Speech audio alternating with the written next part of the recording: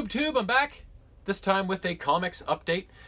Took me a while longer to get through the comics that I got at the start of February this year, my latest batch, because apparently I'm so old I can't stay awake at night anymore. So it's getting kind of frustrating. So it was like page by page, I battled my way through these comics. Not that they were hard to read, just that I can't stay awake. So first up, issue 100 of the current Teenage Mutant Ninja Turtles series. This one is the thicker cover and a longer issue too, because to celebrate the 100th issue, and it also culminates kind of what the storyline had led up to at that point.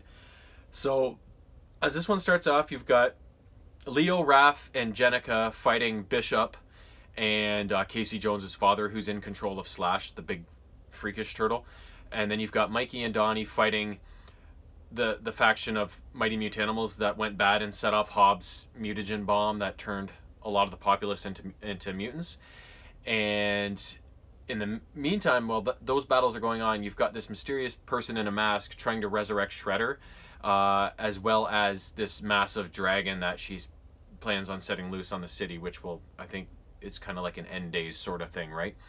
And in the meantime, Splinter is at home and realizing he has to take action to help end everything. So the battles all kind of come to a resolution, and in the end, Karai tries to stop this woman from resurrecting Shredder.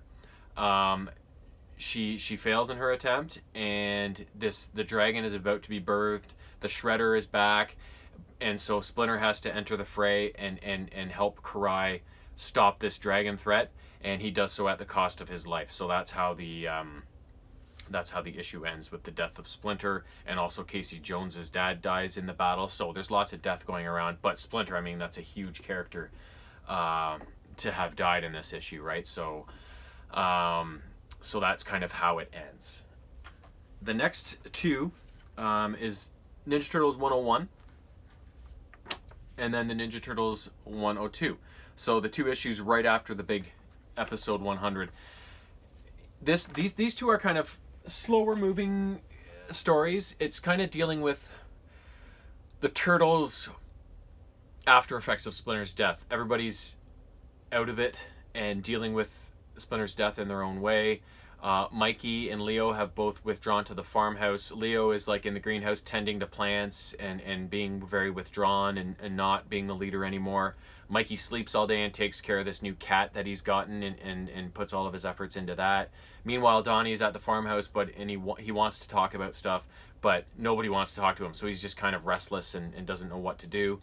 And then in the meantime, Raph has gone out and he's kind of become a vigilante, which is a very Raph thing to do, right? And so he's out busting these bad Mighty Mutanimals, beating them down, and helping the other new mutants that these bad Mutanimals are kind of persecuting, right? So, and Jenica is kind of out doing the same thing, only maybe a little less violently. And so her and Raph end up working together, and eventually Hob enters the fray again. And his crew, he's got this crew of mutants that kind of go about his henchwork, but he doesn't know that they're being a little more heavy-handed than he wishes.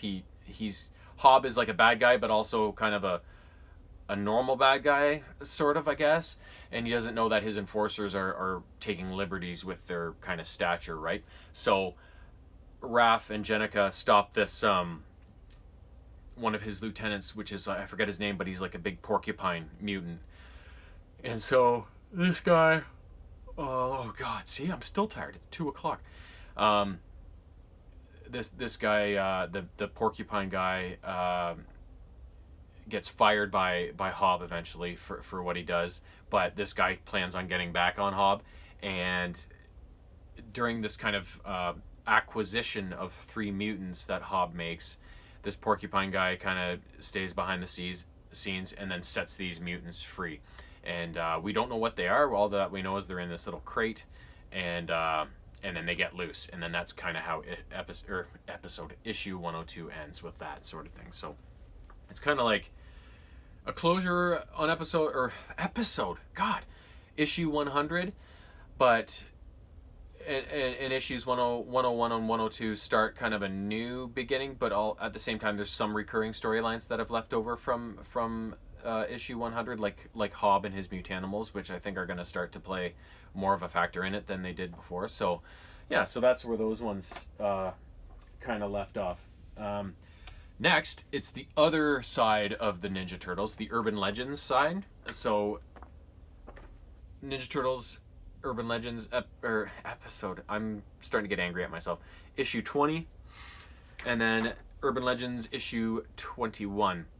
So the same sort of things are going on as these two issues continue. Donnie and the mutant Sarah are trying to stop this Triceraton invasion, and are going about that. In the meantime, Splinter is back at the lair, and he gets sneak attacked by this female ninja warrior who he finds out his name is Pimiko. He subdues her. Casey Jones comes in. And then Leo, in the meantime, has gone to ask Raph, who is now the leader of the Foot Clan, for help in repelling the Triceraton invasion. And surprise, surprise, to Leo, Raph agrees. And so as the issue 20 leads into issue 21, this kind of battle ensues where they repel the Triceraton invasion. Eventually, Mikey and Leatherhead get in on it as well, because the Triceratons are coming in through a device that Leatherhead has created. And in order to shut the device down, Leatherhead ends up going through the portal with one of the Triceratons, and that's they don't know in the end if he's dead or if he's in another dimension and where he is, what happened to him. So that's kind of how that part ends off. And also, when Raph gets back to his Foot Clan headquarters, he's attacked by these two guys who find him, are not doing it out of disrespect, but as a way of saying they find him a worthy candidate to lead the Foot, but also introducing to him one who also claims to want to be the head of the Foot, who is this Pimiko, who is apparently the daughter of Shredder. So I don't know what's going on there, because normally it's been Karai who's been Shredder's daughter, but like these Urban Legends one, they're kind of out there. They're kind of almost considered like, you know, the whole multiverse thing, which has been a big thing in things I've done recently, the books and the movies that I've watched. Almost like this is another Turtles reality, right? Where you know, Donnie's got all this cyborg stuff on him, and Raph is leading the Foot Clan, you know, and now I guess Pimiko is Shredder's daughter and not Karai. So it's almost like a whole different reality of Turtles, a separate universe of Turtles. So that's kind of the way I'm looking at it. So, but that's what happened in those two issues. Next up, issue 16 of Transformers: A Bold New Era. Not much went on in this one. It's still kind of, the story's still kind of building. Optimus Prime and some other higher ups have gone. Excuse me, I'm dying. Have gone into a meeting to discuss what to do, and when they come out of it, it is parlayed to Megatron through not themselves but somebody else that they are gonna they plan on arresting Senator Soundwave. So that ends up saying, Megatron says, "Oh, I'm gonna have to accelerate my own plans then, because Optimus and the higher ups want to come down on these Decepticons who have been causing so much problems and bringing violence back to Cybertron and killing other bots. They believe all this has started with Soundwave and his Decepticons. And meanwhile, we don't know exactly what Megatron's play is, but we know that he disciplined Shockwave in the last issue or two. And on the other side of this story, Shockwave has sent out a team of his minions led by Slipstream, who infiltrate this headquarters that has not been used in service all that much anymore, but it's a place where they used to communicate with the large what are they called, Titan Transformers, I guess. And this facility isn't used regularly anymore, and they expect it not to be heavily guarded. And as they approach it, they find just a few guards that they dispatch. And as they get into the facility, there's still one guard left that kind of pulls the alarm on them. But they're able to get one of their team members hooked up to one of these machines.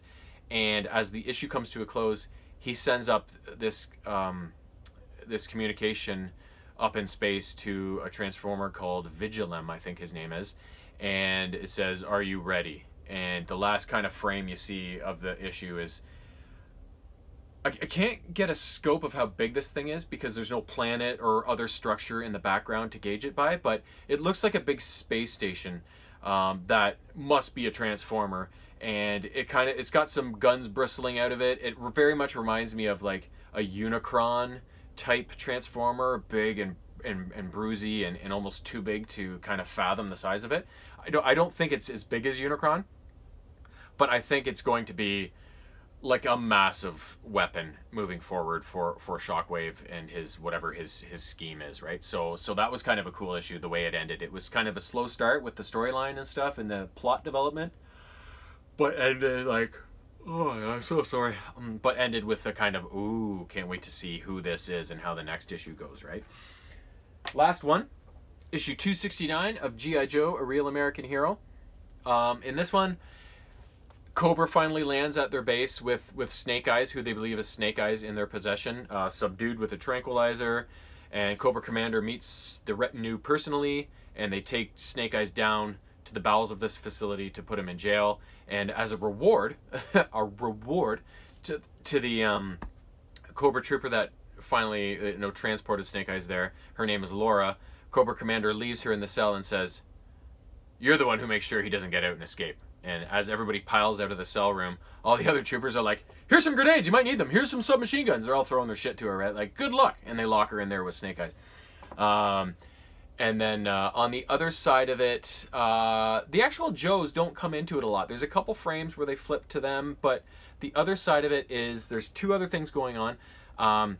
Outside this Cobra base, there's this mysterious pizza delivery guy who's actually Crystal Ball, and he hypnotizes some of the Cobra troopers to find out that Snake Eyes is hidden in this facility. And he also finds out that there's some October Guard members hunkered down in a house nearby. So he's not sure what that's all about, but he reports his findings on both fronts back to Zartan and the Dreadnoks.